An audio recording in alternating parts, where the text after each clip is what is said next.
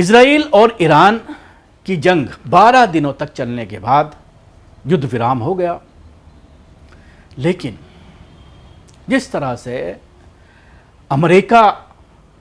के president Donald Trump के ज़रिए जो दावे किए गए, इजराइल के ज़रिए जिस तरह से लगातार नेतन्याहू के ज़रिए अपनी पीठ खुद थपथपाई जा रही है और ये कहा जा रहा है कि हम जिस मकसद को हासिल करना चाहते थे हमने उस मकसद को हासिल कर लिया है। हम चाहते थे कि जो वहाँ पर यूरेनियम है उसको पूरी तरह से तबाह बर्बाद कर दिया जाए और जो न्यूक्लियर प्रोग्राम है ईरान का खुफिया प्रोग्राम, उस पर अंकुश लगाया जाए। तो हमने उस पर अंकुश लगा दिया है। हमने सटीक हमले किए हैं न्यूक्लियर प्लांट्स पर और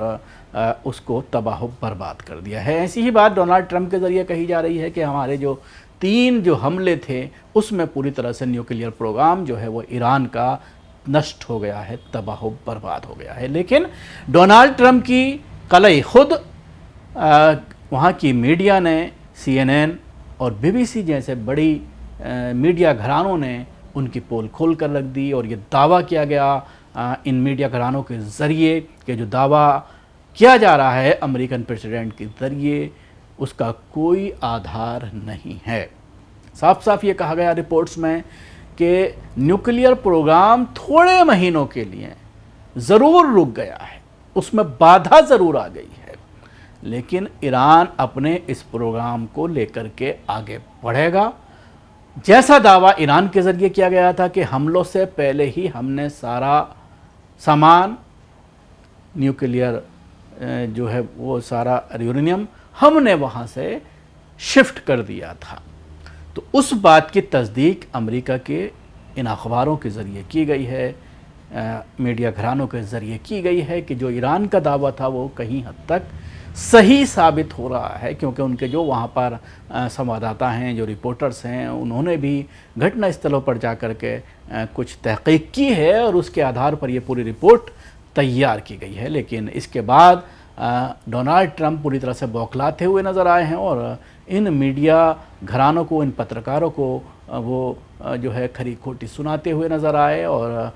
बौखलाहट में वो बार बार यही कहते हुए नज़र आ रहे हैं। अभी तक उनके ज़रिए जो बयानात दिए जा रहे हैं उसमें ये बात सामने आ रही है कि हमने पूरी तरह से ईरान का जो न्यूक्लियर प्रोग्राम है उसको तबाह बर्बाद कर दिया है, उसको नष्ट कर दिया है। ऐसी ही बात इजराइल के ज़रिए की जा रही है और अपना आपको चौधरी साबित करने में लगा हुआ है। लेकिन जिस तरह के दृश्य लगातार इजराइल से सामने आ रहे हैं कि किस तरह की बमबारी वहाँ पर ईरान के ज़रिए की गई है, वो अलग बात है कि मरने वालों की संख्या को जो है वो बहुत कम बता करके वो ये दर्शाने की कोशिश कर रहा है इजराइल कि हमारा जानी नुकसान कम हुआ है। ईरान के 400 से ज़्यादा लोग इस जंग में मारे गए हैं, जबकि इजराइल ये कह रहा है कि हमारे सिर्फ 28 लोगों की मौत हुई है और ये आंकड़ा बहुत अधिक है जिसको छुपाया जा रहा है। हालांकि बड़ी संख्या में लोग जब भी हमले होते थे तो वो बंकर में जा कर के लोग छिपे होते थे। जो अंडरग्राउंड बहुत सारी ठिकाने बनाए हुए हैं इजराइल में जिनमें आम नागरिकों को भी रखा जा रहा था, जिसकी वजह से मौतों की संख्या कम हो सकती है, मरने वालों की संख्या कम हो सकती है, लेकिन इतनी भी कम नहीं है जितने आंकड़े इजराइल के ज़रिए दिए जा रहे हैं। और अपने आप को जीता हुआ घोषित करना, खुद अपने मुंह से अपने आप को जीता हुआ घोषित कर रहा है। लेकिन जिस तरह के शॉट्स, जिस तरह के दृश्य, जिस तरह की तबाही के जो वीडियोस सामने आ रहे हैं उससे आप बखूबी अंदाज़ा लगा सकते हैं कि त्राही त्राही वहाँ पर मची हुई है। आवाम के रोते बिलखते हुए शॉट्स और ये कहना कई लोगों का मीडिया के सामने आकर के पत्रकारों से बात करते हुए ये कहना कि हमारा सब कुछ तबाह बर्बाद हो गया। अपनी जान बचाने के लिए बंकर में छुपा जा सकता है, लेकिन मकानों को, ऑफिसेस को जिस तरह का नुकसान पहुंचाया गया है ईरान के ज़रिए, तो उससे किसी भी तरह से आप नहीं बच सकते। और वो उसके बहुत सारे सेंसर होने के बावजूद जो वीडियोस सामने आए हैं वो ये दर्शाते हैं कि ईरान ने ज़बरदस्त तबाही मचाई है। तो तमाम तरह के आरोप लगाए जा रहे हैं। अब एक बार फिर बहाना तलाश किया जा रहा है इजराइल के ज़रिए कि किसी भी तरह से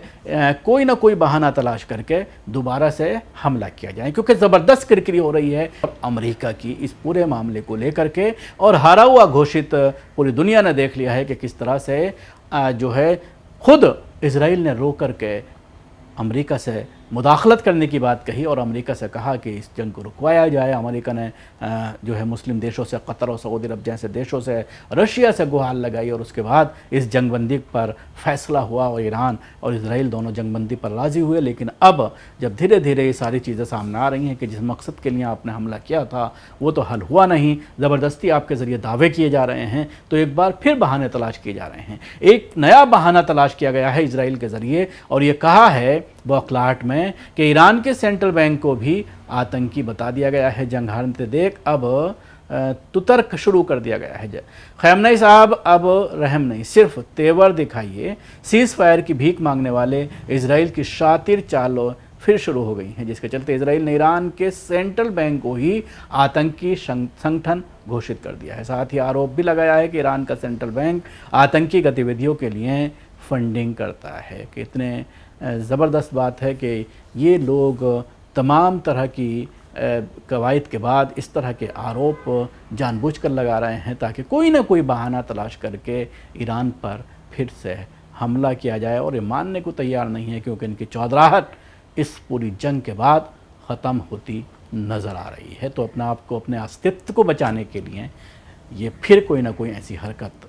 करने को जो है अब योजना बना रहे हैं।